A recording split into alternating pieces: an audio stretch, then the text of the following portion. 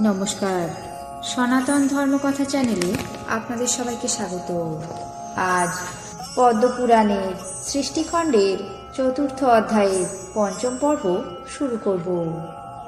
নারায়ণং নমস্কৃত্য নরং চৈব নরোত্তমং দেবীং সরস্বতীং ব্যাসাং ততো জয়মুদীরয়েৎ।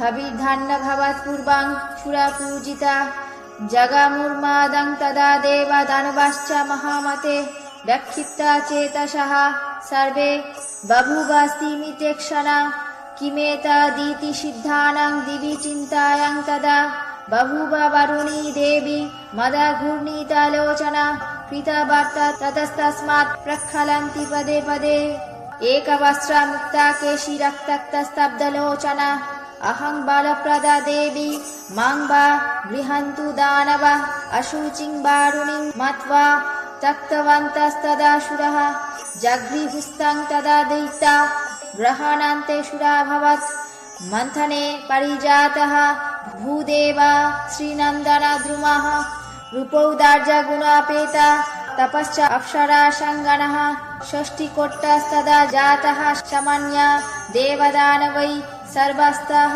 कृतपूर्वास्तसामान्या पुण्यकर्माणा ततः श्रितं शूर भवद्देवानां प्रीतिदायकः जजाचे शङ्करदेव जटाभूषण कृन्मम भविष्यति न सन्देहः गृहीतो ह्यं मया शशि अनुमेन च त्वां ब्रह्मभूषणाय हरष्यतु ततभीषं समुत्पन्नं कालकूटं भयावहम् तेन चैर्बाधिता सर्वे दानवाः सह दैवतैः महादेवेन तत्पितं विसङ्गृह्य यदिच्छया तस्य पाणं नीलकण्ठ तदा जात महेश्वर पीतवाशेषं नागस्तु क्षीराध्यस्तु समुत्थिता तथा धन्वन्तरिर्जाता श्वेताम्बरधरः स्वयं बिभ्रात् कमण्डूलं पूर्णममृतस्य समुत्थिता ततः सामन्थनकस्ते वैद्यराजस्य दर्शनात्।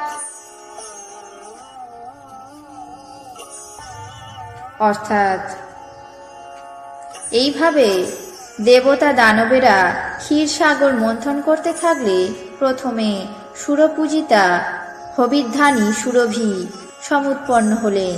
হে মহামতে, তখন দেব এবং দানবগণ আনন্দিত হলেন। তাদের মন ব্যাক্ষিপ্ত এবং নেত্র স্তিমিত হল। এ কি হল, এই বলে স্বর্গে সিদ্ধগণ চিন্তা করতে লাগলেন। তখন সেই ক্ষীরসাগর থেকে মদা ঘূর্ণিত লোচনা পদে পদে স্খলিত পদা বারুণী দেবী প্রাদুর্ভূত হলেন।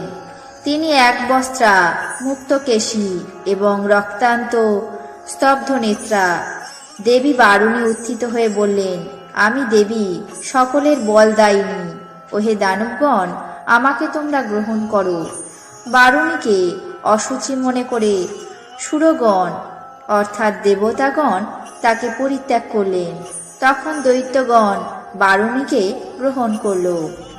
গ্রহণের পরে তিনি সুরা নামে পরিচিত হলেন। তারপর মন্থনের জন্য পারিজাত, দেবশ্রী নন্দনতরু এবং রূপদৌর্য গুণশালিনী জ্যোষ্ঠী কোটি অপ্সরা উৎপন্ন হল। এই অপ্সরাগণ পূর্ণ কর্মফলে দেব এবং দানব সকলেরই সমান উপভোগ্যা। তারপর দেবগণের প্রীতিদায়ক চন্দ্রমা উত্থিত হলেন। শঙ্কর দেব তাকে মস্তকে ধারণ করে বললেন, এই শশীকে আমি গ্রহণ করলাম। নিঃসন্দেহে এটি আমার জটার ভূষণ হবে। ব্রহ্মা ভূষণের জন্য চন্দ্র নিতে মহাদেবকে অনুমোদন করলেন। তারপর ভয়ঙ্কর কালকূট বিষ উৎপন্ন হল। সেই বিষে দেব দানব সকলেই পীড়িত হতে লাগলেন। মহাদেব নিজের ইচ্ছায় সেই বিষ পান করলেন। সেই বিষ পানে মহাদেবের কণ্ঠ নীলবর্ণ হল। তখন থেকে তিনি নীলকণ্ঠ মহেশ্বর নামে পরিচিত হলেন। মহেশ্বরের পানির অবশিষ্ট বিষ নাগগণ পান করল। তারপর শ্বেতাম্বরধর স্বয়ং ধন্বন্তরী অমৃত কমণ্ডলু নিয়ে উত্থিত হলেন। তখন সেই বৈদ্যরাজের দর্শনে সকলেরই চিত্ত সুস্থ হয়ে উঠল। আজ পদ্মপুরাণের সৃষ্টিখণ্ডের 4র্থ অধ্যায়ের 5ম পর্ব এখানেই শেষ করছি। বাকি অংশ আগামী পর্বে পাঠ করে শোনাবো। আপনাদের কেমন লাগছে তা অবশ্যই কমেন্ট বক্সে জানাবেন। চ্যানেলটিকে সাবস্ক্রাইব করবেন, লাইক করবেন, শেয়ার করবেন। ধন্যবাদ।